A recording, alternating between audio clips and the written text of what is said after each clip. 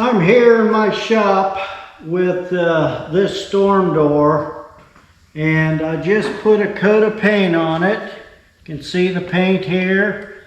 Rolled a fresh coat of paint on this, and what I'm going to do is flip it and put another coat on just to sweeten it up. This is a good exterior paint, and the next step after the paint will be to take it out to my residence and see if we can't get this installed. And like I said in a short video that I put out recently, is I'm going to try to bring you along with this, but we'll see what happens. I hope I can if you're interested. Okay, I turned this thing over. Let's see what we can do on the back, or I guess this is the outside of the door. Gonna open this paint, and well, I don't know. I want to pour some out again. Sure I do. Let's pour it right in here. And see if I can reuse this old cheap foam roller. Get some of the water out of it. Okay, here we go. This is what I meant about sugar coating the top. Just a fresh coat of paint. And what that does, no, don't want to hold that over in case it drips. What that does is just give it a nice finish touch to it without doing all the trimming, which would be the inside of this. Can get everything but that. It's pretty tedious to trim in around that screen. Originally, I had to actually remove the screen to paint it because I just wasn't good enough. And it worked pretty good. I had to buy a new piece of screen and replace it. One of these days I'll take you upstairs and just show you how I replace screens on storm windows, storm doors, and everything else.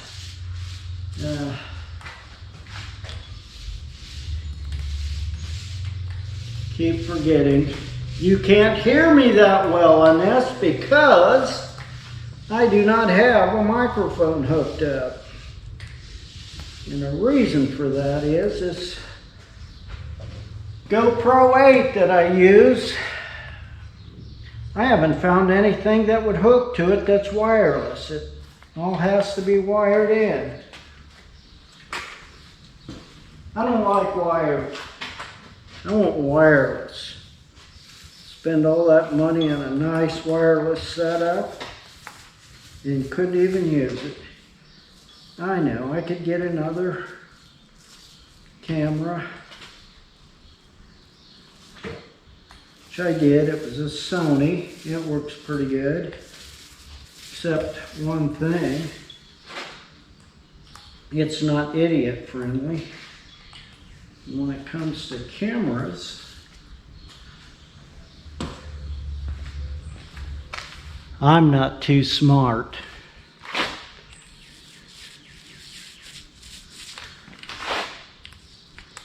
So I have everything set on that camera on automatic. Otherwise it wouldn't work. It just didn't for me. I don't know how to set it. I listened to a few YouTube instructional videos on it, but that didn't help me much either. Those guys talk over my head or go way too fast. They think their video is going to be too long, so they go way too fast and I can't keep up with them. And I even have a college degree, believe it or not. Doesn't mean anything. I'm in this old shop fixing, but people that do this kind of stuff, I found out, are 10 times smarter than I am. It takes quite a skilled individual to be able to look at an automobile, listen to it, look at the spark plugs and all that they do and say what's wrong with it or not wrong with it. I realize that this doesn't have anything to do with a Fixit shop in the shop, but it certainly has something to do with fixing something outside the shop. It's not rusty metal, it's not junk, it's a new storm door, and it needs installed because the old one was junk. And I showed you that. I'll show it to you again. So if you take a look, turn you around here, you take a look at this storm door right here, and you see the bottom of that, how bad it really is. It just rotted out. It outlived its usefulness.